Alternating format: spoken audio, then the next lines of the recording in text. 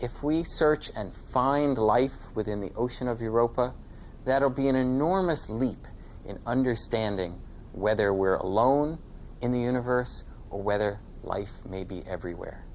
The search for life is an irresistible lure. Scientists are desperate to go back to Europa, and near the end of the next decade, they hope to launch a groundbreaking mission to orbit the moon. The Europa Explorer will take the first steps toward answering the biggest question of all. Is there life on other worlds? It will survey the ice on Europa's surface.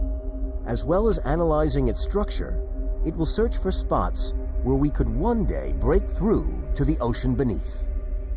We need to measure the gravity in detail. We need to do radar studies. We need to look at the surface composition. We need to understand the geology. We need to understand that tidal flexing that heats the interior and causes that thick layer of ice to flex with the tidal forces. The Explorer's main tool is radar. It will give scientists a 3D map of Europa's crust. This will tell them just how thick the icy shell is. How far beneath the surface the ocean is, if it's a global ocean, how deep it is, how thick the ocean layer is. These are crucial questions.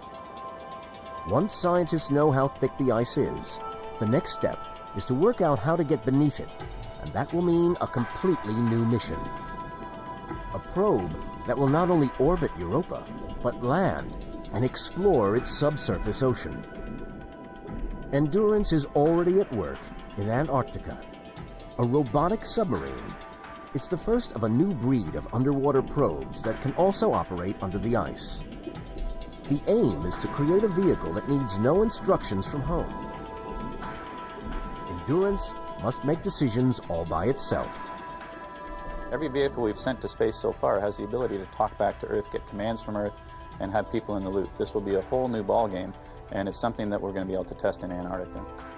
Endurance is currently investigating a lake hidden under nearly 15 feet of ice in Antarctica. Perhaps one day, a vehicle like this will search for life on Europa. But first, it has to get through the ice.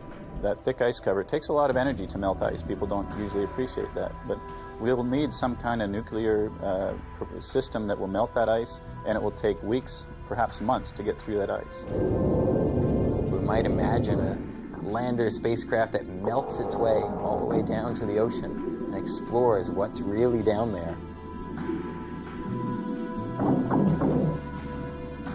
The discovery of life on another world would be one of the greatest finds of all time.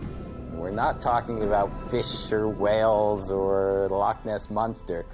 We're talking about microbes. Could there be tiny single-celled organisms within the ocean of Europa? I mean, if you just find bacteria, it would be fascinating. But who knows? You know, maybe there's something more sophisticated. There's something swimming around. Who knows? Even the simplest life forms would have profound implications. If life exists in the ocean of Europa, that would tell us that life probably exists almost anywhere there's a water-rich environment. That would be an amazing discovery.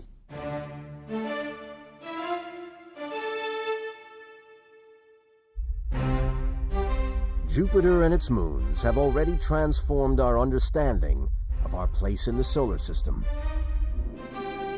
Now, new missions to Europa may finally prove that life on Earth is not unique. And if there's life on two worlds, then why not on many?